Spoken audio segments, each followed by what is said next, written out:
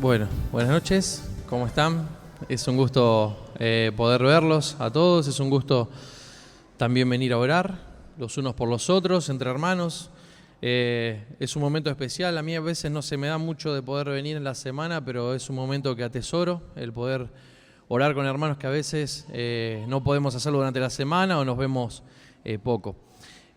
Vamos a leer y a pedirle a Dios que nos hable acerca de un fragmento de su palabra que está en Juan capítulo 8. Así que vamos a orar brevemente y arrancamos. Padre del cielo, te damos gracias porque podemos estar aquí reunidos. Padre, te damos gracias porque tenemos el privilegio de poder ir hasta tu presencia con nuestros pedidos, con nuestras peticiones, Padre, con nuestros corazones rendidos, reconociendo que tú eres el dador de todas las cosas y el que puede hacer que las situaciones en nuestra vida cambien para mejor, Padre. Y es por eso que vamos a ti con sencillez, como hijos que se acercan a su Padre. Padre, pero también ahora queremos pedirte que bendigas tu palabra, que bendigas la lectura de ella, Padre, que nos puedas hablar y que podamos llevarnos algo provechoso para poder reflexionar en casa. Padre, te queremos pedir por aquellos que no han podido venir, en el nombre de Jesús. Amén. Bueno, nos toca Juan, capítulo 8, vamos a leer, es un episodio bastante conocido, se le conoce como el incidente de la mujer adúltera, y si venimos un poquito en el contexto, nos vamos al capítulo 7 de Juan, vemos que ocurrieron un montón de eventos en Juan 7, principalmente la fiesta de los tabernáculos, donde Jesús en un momento había dicho que no iba a subir porque todavía su hora no había llegado, pero después va a subir en forma secreta, y en todo el capítulo 7 va a haber un montón de disensiones acerca de la persona de Jesús. Les voy a mencionar algunas para que entiendan por qué vamos a leer o por qué ocurre lo que pasa en el capítulo 8. Pero era tan la disensión que había acerca de Jesús, acerca de quién era o quiénes creían que él era, que hasta sus propios hermanos dudaban de él. Algunos decían que Jesús era bueno, otros sostenían que él era un engañador, esto está en Juan 7:12. Otros decían que él era muy sabio porque nadie hablaba como él y se maravillaban de la forma en la que él hablaba, esto está en Juan 7:15.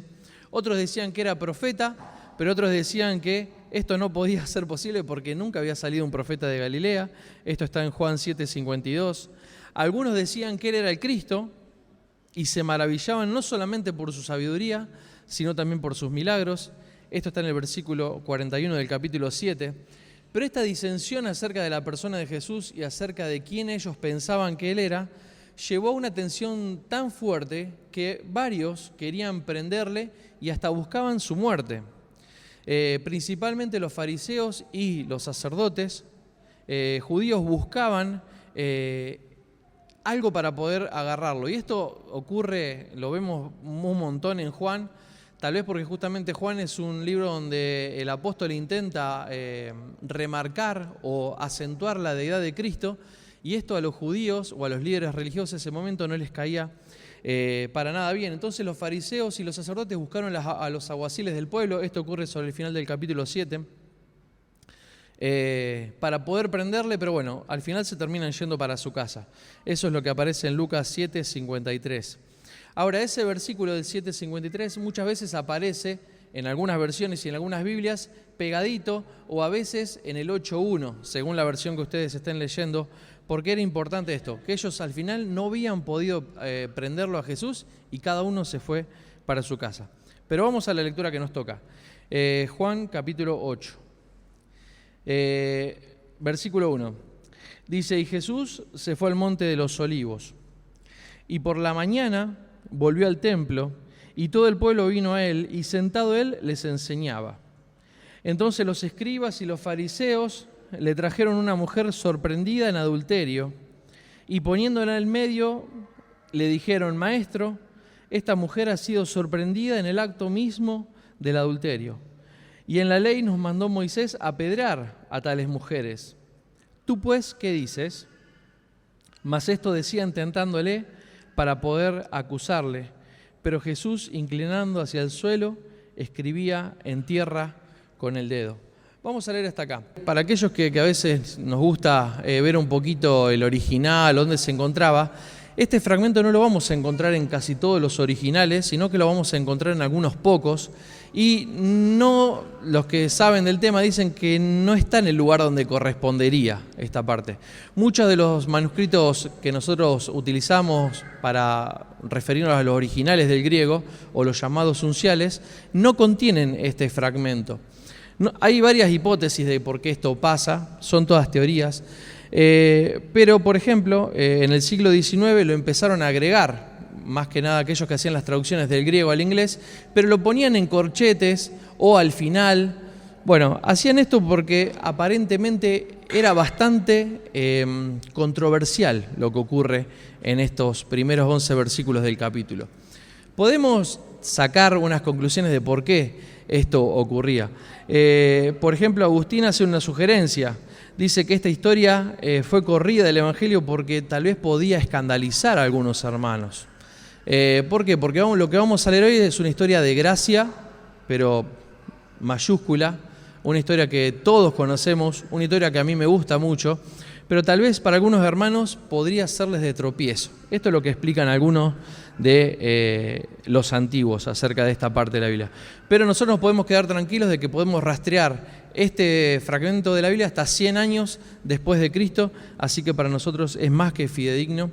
Y por eso lo tenemos hoy en nuestras páginas. Podemos asegurar que es una historia auténtica de Jesús. Ahora, fíjense cómo empieza el escenario. En los primeros 2 versículos tenemos que Jesús a la noche, luego de que lo intentan prender pero no puede, él se va al monte de los olivos. Y nosotros sabemos que cada vez que Jesús iba al monte de los olivos, ¿qué hacía generalmente? Oraba. Si hay algo que siempre intento cuando leo esto, es no menospreciar o no me quiero acostumbrar al hecho de que Jesús, aún siendo el Hijo de Dios, aún siendo el que tenía en él toda la sustancia y el poder de la deidad, se tomaba el tiempo para ir a apartarse y orar. Se tomaba un tiempo para ir a apartarse y tener una vida de intimidad con su Padre, con el cual estaban en momentos en distintos planos, pero Jesús se apartaba para orar. ¿Cuánto más nosotros? ¿Cuánto más aquellos que somos finitos, limitados, débiles? Y a veces pienso que a veces descuido mi vida devocional, cuando tendría que estar orando más. Lo hacía Jesús, ¿acaso no lo vamos a hacer nosotros? Él quería apartarse tal vez del ruido de la multitud, de los problemas, de los pedidos, de las cosas que a veces oía, de los consejos que tenía que dar, de las decisiones que a veces tenía que tomar, para tener un momento de intimidad con su Padre y estar a solas. Pero luego, al día siguiente, él se va a ir a enseñar al templo. Y al instante es rodeado por una multitud. Esto lo estamos viendo en el versículo 2. Y él se sentó entre ellos en la posición tradicional con las cuales se sentaban los rabí en ese momento para enseñar y para también escuchar las peticiones que le traían, como es el caso de lo que aparece en el versículo 3. Pero de repente esta situación que parecía un poco calma se interrumpe cuando un grupo de fariseos y escribas le traen a una mujer que era sorprendida en el acto mismo de adulterio. Tratémonos de imaginar un poco que debe haber sido una escena choqueante. Yo lo que logro imaginarme, bueno, la trajeron, la envolvieron con lo que estaba porque aparentemente había sido encontrada en el mismo acto de adulterio y la pusieron en el medio de la vergüenza, el oprobio y todo, la tensión que llevaba esa situación porque la habían puesto a los pies de Jesús. Ahora, los escribas no estaban tan interesados en apedrear a esta mujer, sino que también buscaban algo para cual agarrar al Señor Jesús, con lo cual prenderlo, y también, si se daba la posibilidad, también poder apedrearlo si decía algo fuera de lugar. El versículo 4 dice: Maestro, esta mujer ha sido sorprendida en el acto mismo del adulterio, y en la ley nos mandó Moisés apedrear a tales mujeres.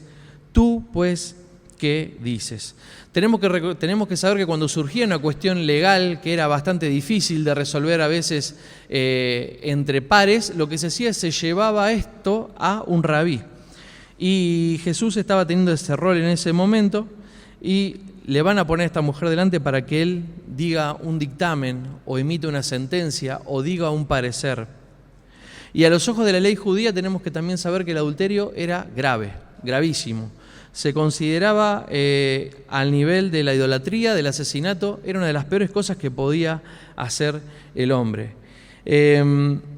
Y ellos por eso es que ellos se van a referir a la ley de Moisés, porque en la ley de Moisés estaba bien claro qué era lo que se debía hacer.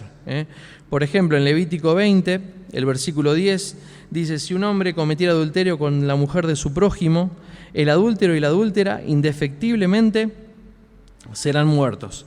También hay otra porción en Deuteronomio 22 que dice: si fuere sorprendido alguno acostado con una mujer casada con marido, ambos morirán, el hombre que se acostó con la mujer y la mujer también, así quitarás el mal de Israel. Ahora, cuando nosotros analizamos esto, hay algunos detalles que son un poco escabrosos. ¿Por qué? Porque también la ley requería que hubiera testigos de tal hecho. Es decir, no sé cómo fue bien la situación, pero aparentemente estos hombres que habían llevado a la mujer habían estado viendo. Eso también da un montón de otras conclusiones. Pero falta la otra parte necesaria para que se cometa el adulterio. Solamente fue puesta la mujer delante de los pies de Jesús. Me puse a buscar un poco más acerca de cuáles eran los castigos para este tipo de pecado, y en la Mishnah, que es la ley judía codificada, también se estipulaba que la persona sea estrangulada, con algunos detalles que son un poco escabrosos. Pero la realidad es que desde el punto de vista legal, la mujer podría tranquilamente haber sido apedreada o lapidada y legalmente estaba ok. Ahora, ¿por qué querían los judíos poner en aprieto a Jesús? ¿Dónde estaba el problema? Bueno, nos podemos poner a razonar. Ellos querían llevar a Jesús a un dilema que fuera difícil de resolver. Ahora, si Jesús decía que la mujer tenía que ser lapidada por el hecho que había cometido, se iban a producir dos cosas. Primero, era que Jesús iba a perder su nombre o su fama de ser una persona bondadosa, amorosa y misericordiosa, como él había demostrado hasta ahora. Nunca más sería llamado amigo de los pecadores, como algunos lo acusaban o le decían. Pero también, si Jesús decía que la lapiden, iba a entrar en conflicto con la ley romana, porque la ley romana estipulaba que solamente la pena capital la podían llevar a cabo el gobierno romano.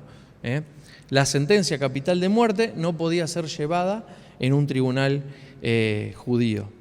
Pero por otro lado, si decía que la mujer tenía que ser perdonada, inmediatamente se podría estar diciendo o enseñando de que la ley de Moisés podía ser quebrantada, de que el adulterio no era un pecado tan terrible, y hasta se podía llegar a ver como una apología de eso.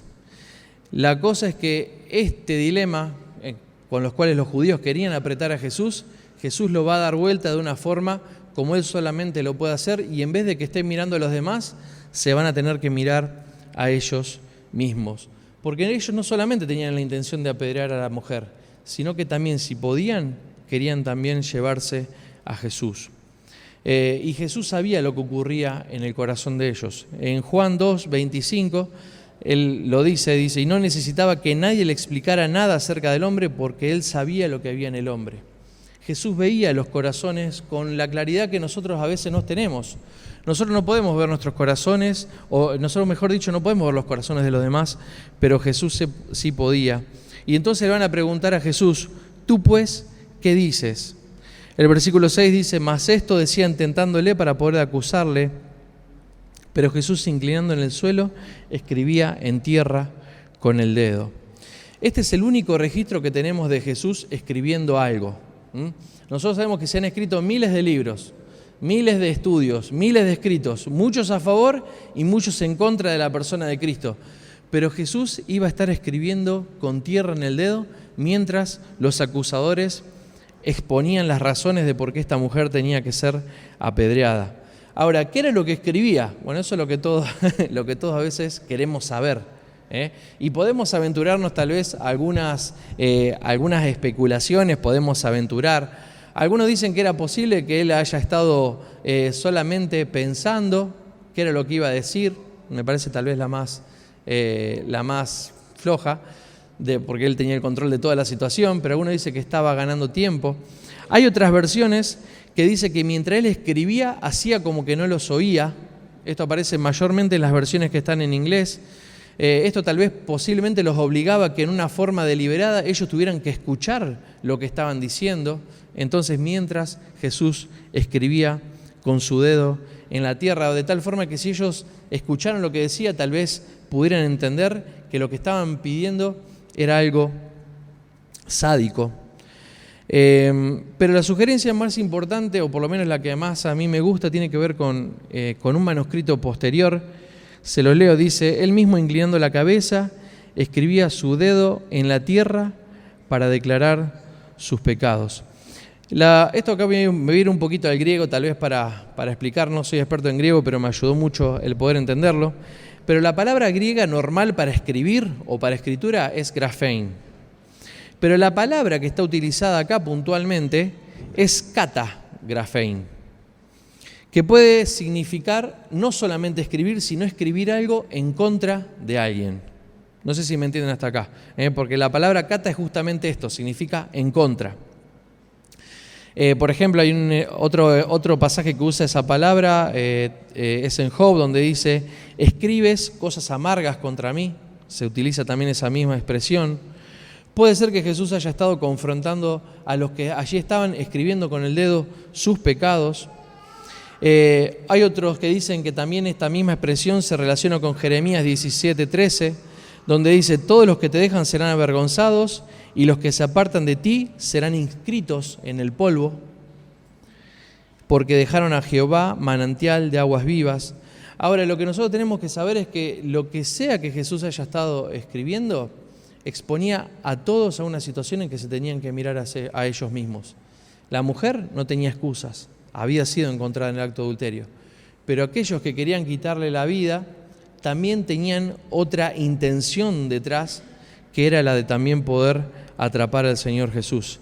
En el Salmo 98 dice: pusiste nuestras maldades delante de ti, nuestros yerros a la luz de tu rostro.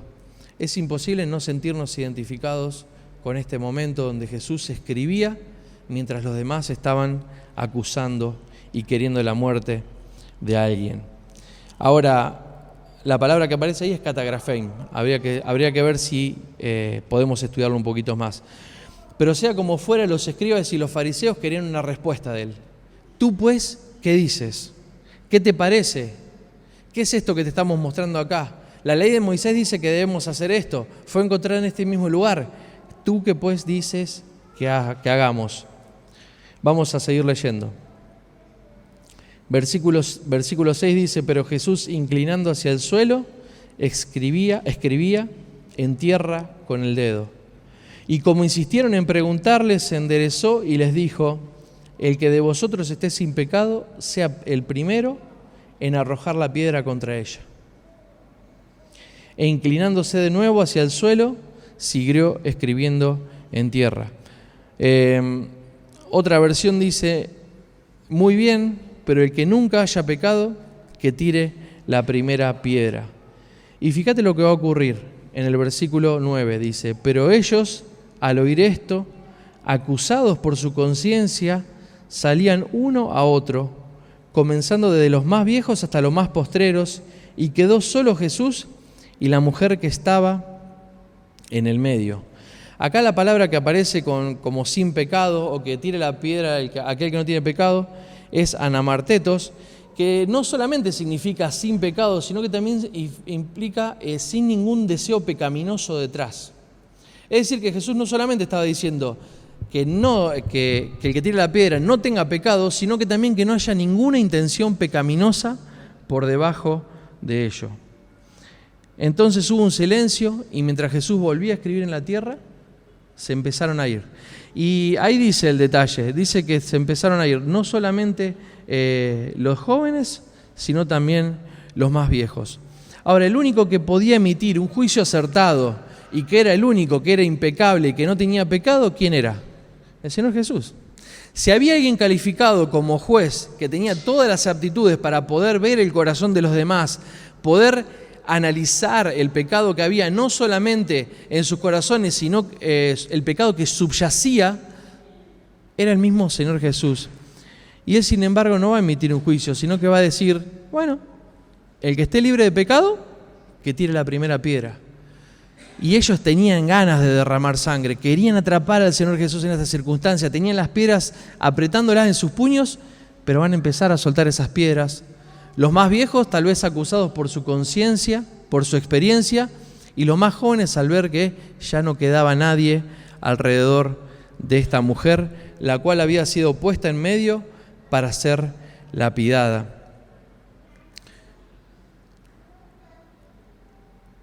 De modo que no hubo ni un solo hombre que se quedara para apedrear a esta mujer, con la excepción de uno, y él se fue Jesús.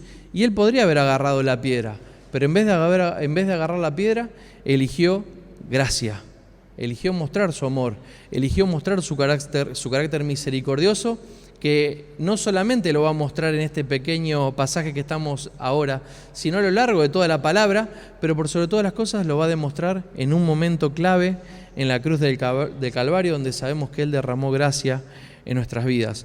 Y nosotros muchas veces en la iglesia podemos apresurarnos a emitir juicios sobre el pecado de los demás, pero no nos frenamos a analizar nuestro pecado. Y hemos recibido gracia sin comparación y misericordia eterna, pero a veces somos los primeros en ir a intentar arrojar una piedra y aprovechar de que el hermano está herido para poder terminar de destruirlo. Y cuando eso ocurre, hermanos, no somos mejores que los fariseos con las piedras en las manos. No somos mejores. Creo que incluso hasta somos peores. Hay un montón de pasajes de esto, se lo voy a leer rápidamente. Pero Mateo 7 dice, no juzguéis para que no seáis juzgados, porque con el juicio con el que juzgáis seréis juzgados, y con la medida con que os medís os será medido. Lucas 6:37 dice, no juzguéis y no seréis juzgados, no condenéis y no seréis condenados. Romanos 2:1 dice, por lo cual eres inexcusable, oh hombre, quien quiera que sea tú que juzgas, pues en lo que juzgas a otro, te condenas a ti mismo, porque tú que juzgas, hace lo mismo. Santiago 4:12 dice, hermanos, no murmuréis los unos de los otros. El que murmura del hermano y juzga a su hermano, murmura de la ley y juzga la ley. Pero si tú juzgas a la ley, no eres hacedor de la ley, sino juez. Uno solo es el dador de la ley, quien puede salvar y perder. Pero ¿quién eres tú para que juzgues a otro? Nosotros muchas veces corremos a destruir a los árboles caídos y a los hermanos heridos como si fuera nuestra tarea, cuando en realidad deberíamos correr hacia ellos para restaurarlos. No me malentiendan, el pecado debe ser atendido, la herida debe ser tratada, muchas veces la disciplina debe estar, la reprensión también, pero todo eso debe ser hecho con amor. Ahora, fíjense lo que ocurre en los últimos 2 versículos de este episodio.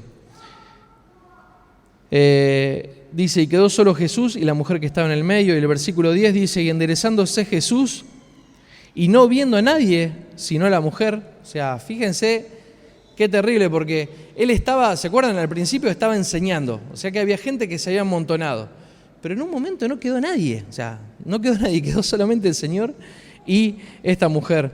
Y le dice, mujer, ¿dónde estaban los que te acusaban? ¿Ninguno te condenó? Y ella dijo, ninguno, Señor.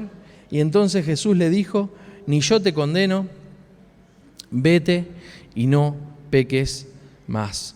Esa frase muestra la gracia y el perdón de Dios, pero también hay un llamado para el arrepentimiento y para una vida transformada. Nosotros no hemos conocido la gracia para poder vivir nuestras vidas en libertinaje. No hemos conocido la gracia solamente para pecar y vivir en pecado y que la gracia sobreabunde y nos quedamos tranquilos. No, Pablo de hecho lo va a decir a esto. Entonces el Señor Jesús le va a decir, bueno, vete, no te condeno, pero no peques más.